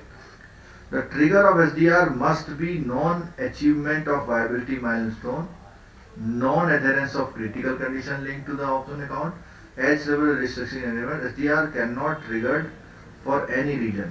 तो कह रहा है कि जब भी SDR आपको करना हो तो आपको पता होना चाहिए कि भैया वो अकाउंट की पोजीशन बहुत ही खराब होने वाली है और आप ऐसा करके इससे बच सकते हैं, तभी स्ट्रेटेजिक डेट रिस्ट्रक्चरिंग वाला काम करना चाहिए। ठीक है। Bank should include necessary covenants in all loans agreement including restructuring supported by the necessary approval of the ये। चलो आगे आ जाओ। in case the borrower has undertaking diversification or expansion of activity which has resulted in the stress, the core clause for sale of non-core assets may be stipulated as condition for registration account if under the TEV study the account is likely to become viable of having of the non-core activity। तो यहाँ ये point ये बताया कि कई बार क्या होता है, कोई इंडस्ट्री होती है, उन्होंने कहा अरे आज तो हम कार बना रहे, कल हम स्कूटर बनाएंगे, कल हम जो है साइकिल भी बनाने लग जाएंगे। तो डाइवर्सिफिकेशन अगर करने लग जाती है, उसकी वजह से अगर उसको कोई प्रॉब्लम होती है, तो जो ये जो बैंक होता है वो जो टेक्निकल इकोनॉमी जो वायबिलिटी चेक करते हैं, वो अगर कहते हैं तो कहते हैं भैया जो आपने ये जो इतनी सारी टांगे फैला रखी हैं इसको हटाओ, है ना, become viable on hiving of non core activities and other. तो उनको साफ सफाई करा के भी कई बार क्या होता है कि आपकी कंपनी यानी आपकी जो रिस्ट्रक्चरिंग का जो काम है वो अच्छा हो सकता है। ठीक है। अच्छा, और क्या कर सकते हैं इसमें? डिसएग्रीमेंट और restructuring as CAP and exit option, as CAP and exit option. ठीक है। अच्छा, जरा एक बार बोलो कितने लोग चाहते हैं कि मैं इसको पूरा कर लूं, क्योंकि आप लोगों का बैंक जाने का भी समय हो रहा है। कितने लोग ऐसे हैं जो चाहते हैं कि मैं इसको खत्म ही कर दूं?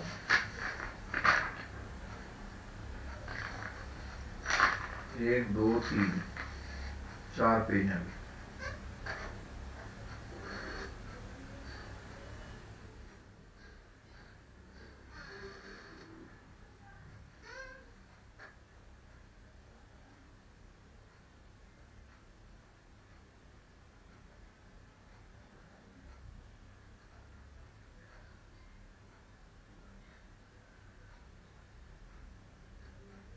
चलो एक नहीं बोला कर दो, चलो कर लेते हैं। देखो ऐसा है, कुछ ना कुछ याद रहेगा, कुछ ना कुछ जरूर याद रहेगा वहां पे, इसमें से क्वेश्चन आएगा। तो 5 में से 2 गलत होंगे लेकिन 3 सही भी हो जाएंगे।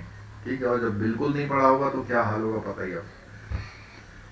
Disagreement on restructuring as CAP and exit option. तो क्या है कि जो रिस्ट्रक्चरिंग है, चाहे कैप या एग्जिट ऑप्शन किसी से भी रिस्ट्रक्चरिंग हो रही, तो बोलता है dissenting lenders who do not want to participate in rectification or restructuring of the account as cap, which may or may not involve the additional finance, will have an option to exit their exposure completely by selling their exposure to new or existing lender within the prescribed timeline for the implementation of agreement। तो कहता है corrective action plan अगर किसी account में शुरू कर रहे हैं तो जो एग्जिस्टिंग बोरोवर है वो अपना हिस्सा या तो किसी को ट्रांसफर करके या बेच के जा सकता है, चाहे वो नया लोग ले या पुराने लोग ले। Existing lender will not have the option to continue with their existing exposure and simultaneously not agreeing for rectification for decreasing the CAP. क्या बोला है? जो एग्जिस्टिंग लेंडर है उनके पास कोई ऑप्शन नहीं हो करने के लिए कि अपने एग्जिस्टिंग एक्सपोजर से वो कंटिन्यू करे और simultaneously not agreeing for rectification or action as a cap. The new lender who the existing lender sells the stake may not be required to commit any additional finance if the agreed cap involves additional finance। क्या बोला इसने? इस point में बोला कि जो नया lender होता है, जो एग्जिस्टिंग लेंडर के स्टेक को लेके आ रहा है, may not be required to commit any additional finance if they agreed by the CAP involved. यानी किसी पुराने वाले का अगर कोई हिस्सा लेके नया वाला आदमी आ रहा तो उसे ये कंपल्सन नहीं करा जा सकता कि भैया एडिशनल फाइनेंस भी करो. In such case, if the new lender chooses not to be party additional finance, the share of additional finance pertaining to the additional lender will be met by the existing lender on a pro rata basis में. अब मान लिया कि इसको ऐसे समझ सकते हैं कि 10 करोड़ का फाइनेंस है. मान लिया 10 करोड़ का फाइनेंस है, उसमें से जो एग्जिस्टिंग फाइनेंसर है उसमें 2 करोड़ वाला बाहर जाना चाहता है. तो 10 करोड़ में 2 करोड़ वाला बाहर गया तो नया आ गया. अब पता लगा कि भैया इस कंपनी को 2 करोड़ का और फाइनेंस चाहिए. तो जो नया बंदा अंदर आया है उसको मजबूर नहीं किया जा सकता कि उस 2 करोड़ पे आप पार्टिसिपेट करें. और अगर वो नया वाला बंदा जो इन हुआ है लेंडर, वो नया फाइनेंस करने को तैयार नहीं है, उस कंडीशन में उसको उस एडिशनल फाइनेंस को बचे हुए लेंडर ही पूरा करेंगे. ये बात बता रहा है. ठीक है, यानी वो नहीं चाहता है उस कंडीशन में. If the restructuring has been decided by as the cap, the banks will not be permitted to sell such asset to us. यानी अगर कहीं पर भी ये जो है करेक्टिव एक्शन प्लान अगर आ गया है तो उस कंडीशन में कोई भी जो उसका एसेट हो उससे बेचेंगे नहीं without arranging there shares on additional finance without arranging their share of additional finance to be provided by a new or existing creditor. तब तक नहीं करेंगे जब तक उसको किसी से फंड की व्यवस्था नहीं हो. As undue delays by bank in communicating their decision to cap defeats very purpose of the framework. अगर मान लिया आपने कुछ ऐसा किया भी है और फिर भी आप RBI को नहीं वो करते तो RBI has decided to put in place and incentive structure दे दिया कि भैया अगर आप जल्दी अपने डिसीजन को कम्युनिकेट करोगे तो क्या फायदा होगा. उसने बोला कि टाइम बाउंड मैनर में देयर डिसीजन, उसने कुछ इंसेंटिव प्लान स्ट्रक्चर करे हुए. डिटेल ऑफ वो कहाँ पे मिल जाएंगे, यहाँ मिलेंगे, हमें इससे कोई मतलब नहीं है. ठीक है. In the additional of the in the additional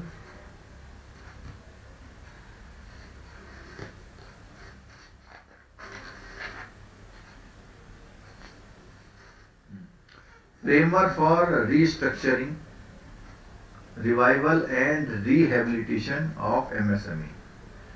Framework of restructuring, revival and rehabilitation. MSME के लिए पर्टिकुलर बात आ गई यहाँ पे. MSME का मतलब है जो छोटी यूनिटें हैं. तो उसने बोला जितनी भी छोटी यूनिटें हैं, the revival and the rehabilitation MSME having loan up to कितना है 25 crore is undertaken by the framework restructuring loan account. But the above will be continued to be governed by the extant guideline of the corporate restructuring joint lender forum mechanism. कहता है जो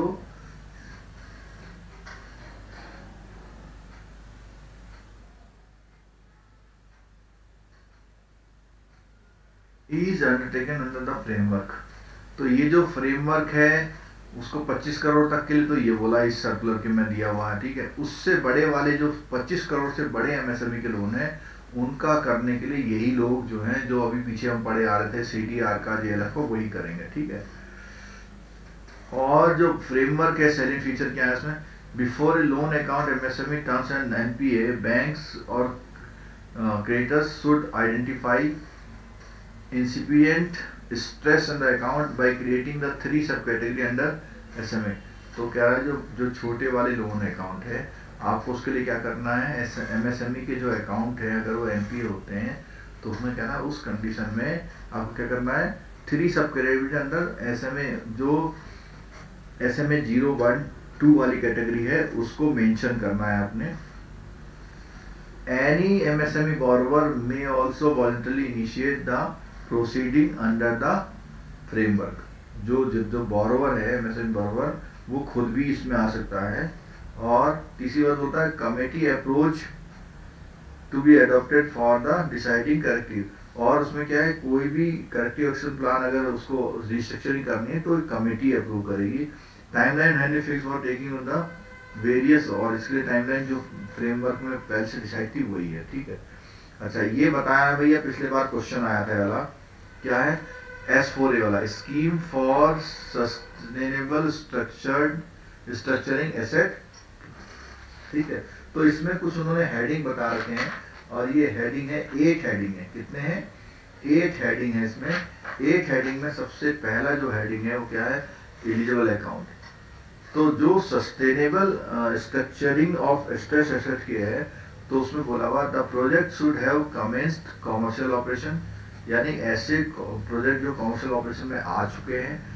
the aggregate exposure of all institutional lender should be more than 500 crore के ज्यादा वाले हैं, ठीक है, और वो कोई भी लोन अकाउंट हो। And the debt meets the test of sustainability, यानी जिस फर्म कंपनी के प्रोजेक्ट ऐसे ऐसे हैं जो कमेंसमेंट हो चुके हैं, उनका एक्सपोजर 500 करोड़ से ज्यादा है, और टेस्ट ऑफ सस्टेनेबिलिटी को वो पूरा कर चुके हैं।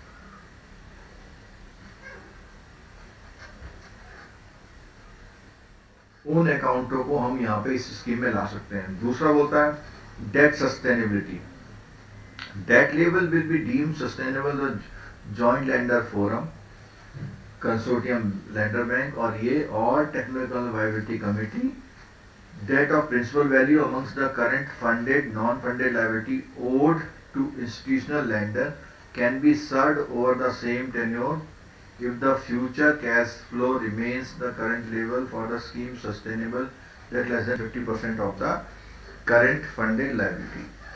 तो यहाँ कह रहा है कि जो भी भैया डेट सस्टेनेबिलिटी है, उसमें कौन बोल रहा है, JLF कंसोर्टियम लेंडर या टेक्नो इकोनॉमिक वायबिलिटी वाले जो लोग हैं, debt of that principal value among the current funded same tenor even if the cash flow remains the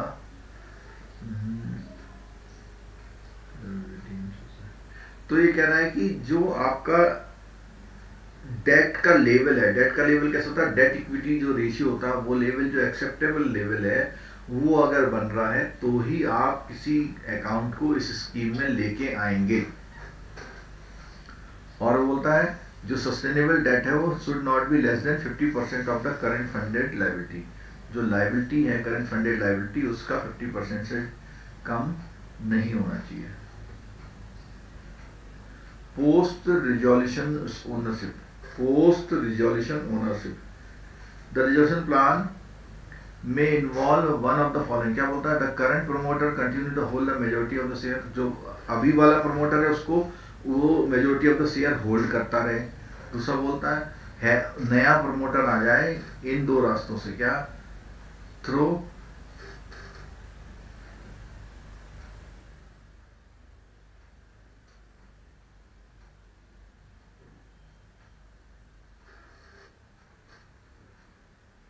second point बोलता है, इसमें से सेकंड पॉइंट में क्या था, कौन से वेज में, उसने बोला हुआ है कि अगर नया प्रमोटर आपको क्या था, through conversion of part of debt equity ratio, equity under the SDR which is thereafter sold to a neighbour. तो बोलता है कि जो डेट इक्विटी रेशियो का जो कन्वर्जन है उसको नए प्रमोटर में ट्रांसफर करना है in the manner contemplated as prudential norms, change in ownership borrowing entities outside the SDR, ठीक है। फिर नेक्स्ट है डेट सस्टेनेबिलिटी, डेट क्या है, सस्टेनेबिलिटी। डेट सस्टेनेबिलिटी में क्या बोलता है वो कि पार्ट में होता है sustainable debt, the level of debt new funding required to be sanction within next 6 month, non funded facility with 6 month, the can be service both interest with the respective residual maturity of existing. For this scheme to apply sustainable debt should not be less than 50% of the, तो यहाँ पे बोलता है कि date sustainability 50% से less नहीं होनी चाहिए। Sustainable debt should not be less than 50% of the current funded liability. पीछे भी ये ऑप्शन आया था पार्ट बी में, the difference between the aggregate current outstanding debt party. चलो अब जो है आप लोगों का बैंक का जाने का समय हो रहा है, इसको थोड़ा सा आप ये जो 6 हेडिंग है ये जरूर कर लेना। ये जो हेडिंग है ना इसके 8 8 हेडिंग जरूर कर लेना। और एक चीज और है, ये चीज और देख लो, थर्ड लास्ट ऑप्शन है, समझ लेना भाई। लास्ट रेमेडी क्या है हमारे पास? लास्ट रेडिंग है सेल ऑफ फाइनेंशियल एसेट। क्या बोलता है कि भैया कुछ नहीं हो रहा है तो आप क्या करो, अपने एसेट्स को सेल करो। किन को सेल करते हैं? सरफेसिंग में बताया कि जो एआरसी होती है, असेट रिकंस्ट्रक्शन कंपनी को सेल करना है। और कब करना है? या तो एनपीए हो या स्टैंडर्ड एसेट हो। इस कंडीशन में क्या कि मल्टीपल बैंकिंग अरेंजमेंट वाले कहते हैं भैया सेल कर दो, या जहाँ पे 75% वैल्यू जो है वो एनपीए क्लासिफाइड हो गया हो, या 75% value who are under the consortium multiple arrangement agree to sell the cost to the. यानी एक तो ये पहली बात तो एनपीए अकाउंट होना चाहिए। दूसरा स्टैंडर्ड एसेट में बोला हुआ है जहाँ पे मल्टीपल बैंकिंग अरेंजमेंट है वो कहें। तीसरा बोला हुआ है इसने जहाँ पे 75% तक के एसेट नॉन परफॉर्मिंग एसेट में कन्वर्ट हो गए हो। और तीसरा बोला हुआ है जहाँ पर कंसोर्टियम के 75% की जो लेंडर है वो कहते हैं सब। अगला बोला where the financial asset is reported as SMA 2, तो जहाँ पे क्लिक को रिपोर्ट कर दिया गया है। If restructuring has been decided by CAP then bank will not be permitted such sale without rearranging the share of additional finance of the. तो कहता है जहां पर रीस्ट्रक्चरिंग के लिए कैप को दे दिया गया है अकाउंट, वहां पे लीगल वो अपने स्टार्ट नहीं करनी है।